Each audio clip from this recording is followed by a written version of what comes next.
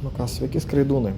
Noriu papasakoti apie vieną įdomią istoriją Kartenos aerodrome. Pas mus apsilankė oro turistai iš Vokietijos, tai tikrai iš toli.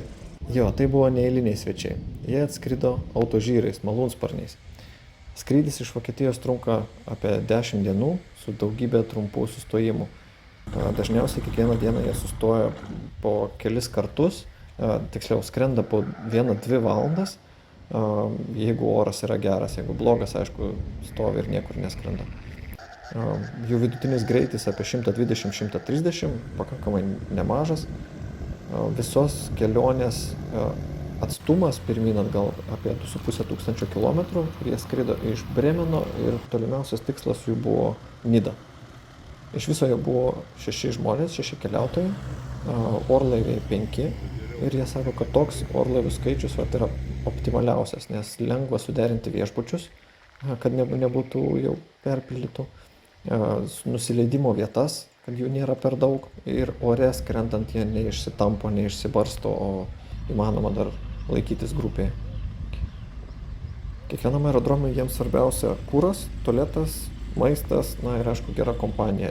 Jų tai yra atostogos, jų yra laisvas laikas, tai jie ieško tokių draugiškų aerodromų, kur galima su kažkuo susipažinti, arba nuvažiuoti tiesiog į miestą, pavakarieniauti, jie ten visokiuose restoranuose nakvoja viešbučiuose. Tai žodžiu, tikrai ne pirmą kartą jie skrenda ir viskas iš anksto žiemą būna jau suderinta. Ir įdomu tai, kad Kartenos iš pradžių jie net neplanavo, tai yra mes sužinojom, kad jie atskrenda jau vasarą.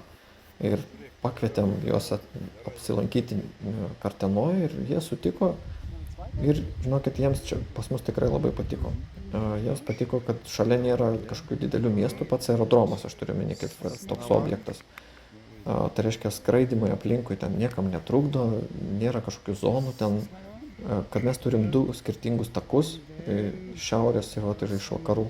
Tai prie bet kokio vėjo galima leistis, jie tiesiog nusistebėjo, kad Vokietijoje tokių aerodromų labai jau mažai.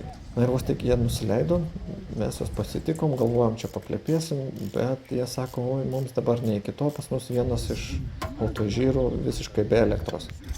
Neveikia ne vienas prietaisas, aišku, jie popierinius žemėlapius kaip ir priklauso pagal taisyklės, jie su savim turi, GPS-us visokius atsarginius turi, tuo labiau jie skrenda visi grupe.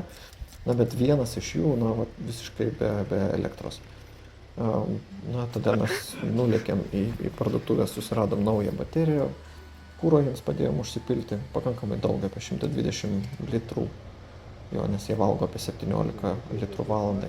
Beje, vienas iš svečių yra FAI ultralengvųjų orlaivių skyriaus prezidentas Wolfgangas. Mes kaip Kartenos atstovai įteikėm jiems šiek tiek dovanų su lietuviška atributika.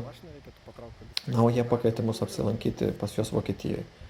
Išskrisdami paliko mums daug įkvėpimo organizuoti panašius turistinius kažkokius ne žygius, o maršrutus, kurių pas mus nėra daug. Mes skraidome visokias varžybas ir čia vietoj kažkokiais ratais vienodais.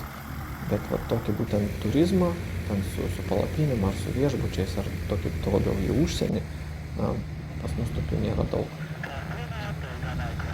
Taigi, jeigu norit atskristi pas mus į Karteną, tai jums kvietimas drąsiai atskriskit, kontaktus, manau, žinote, 8604044799, jeigu ką, skambinkit, tikrai džiaugsimės jūs priimdami. Ir iki kitų susitikimų.